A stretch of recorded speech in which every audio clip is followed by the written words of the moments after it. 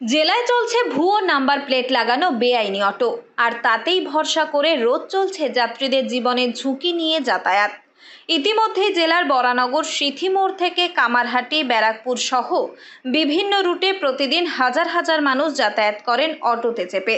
কিন্তু অনেকেই জানেন না এই অটোগুলির মধ্যে বহু গাড়ির নাম্বার প্লেটই আসল নয়। নামে অটো হলেও আসলে সেগুলি হয়তো সরকারি খাতায় বাস, পিকআপ ভ্যান কিংবা গুডস ভেহিকেল হিসেবে নথিভুক্ত। দেখুন, ওই আরটিও লেভেলে, বারাসাত আরটিও লেভেলেও বেশ কিছু অটো আছে, সংখ্যাটা আমি নির্দিষ্ট করে বলতে পারছি না। তাদের কিভাবে লিগালাইজ করা যায়, অর্থাৎ বৈধতা নিয়ে আসা যায়, তার জন্য ইতিমধ্যেই জেলা প্রশাসনের সাথে একাধিকবার আমরা মিটিং করেছি এবং তার প্রক্রিয়া চলছে। কারণ এটা একটা আইনি প্রক্রিয়া, এটা করতে সময় লাগে এবং সেটা করে ফেলতে পারলে এই অবৈধ বিষয়টা থাকবে না। স্থানীয় বাসিন্দারা থেকে যাত্রীরা জানাচ্ছেন, দীর্ঘদিন ধরে এমনই বহু অটো চলাচল করছে যেগুলির বৈধ কোনো নথিপত্র নেই। এমনকি নাম্বার প্লেট যাচাই করলে দেখা যাচ্ছে অন্য ধরনের গাড়ির নামে রেজিস্ট্রেশন করা। এতে যাত্রীদের বিপদের আশঙ্কা বহুগুণ বেড়ে যাচ্ছে বলেও মনে করেন তারা। রাস্তায় দুর্ঘটনার ক্ষেত্রে ইন্স্যুরেন্সের কোনো সুযোগও থাকে না, কারণ নথিপত্রেই গড়বড়। যাত্রীদের অনেকেই বলছেন, এই বেআইনি অটোগুলির পেছনে রয়েছে এলাকার কিছু প্রভাবশালী রাজনৈতিক মহলের হাত।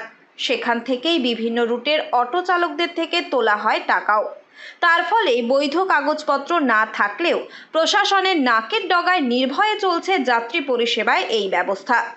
এ বিষয়ে রাজ্যের পরিবহন মন্ত্রী স্নেহাশিস চক্রবর্তী আগেই স্বীকার করেছেন যে রাজ্যের অনেক জেলাতেই বেআইনি অটো চলছে। তবে তিনি এও জানান, এই পেশার সঙ্গে বহু গরিব মানুষ যুক্ত।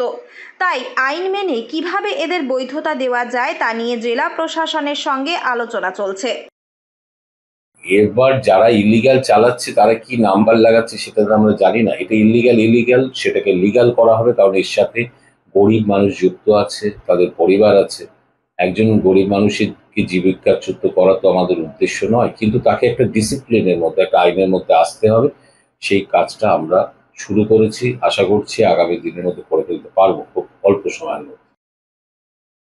তবে প্রশাসনিক তরফে যতই আশ্বাস দেওয়া হোক না কেন, যতদিন না ভুয়ো নাম্বার প্লেট লাগানো বেআইনি যান চলাচলের বিরুদ্ধে কার্যকর পদক্ষেপ নেওয়া হচ্ছে, ততদিন সাধারণ যাত্রীদের সুরক্ষা থাকছে প্রশ্নচিহ্নের মুখেই।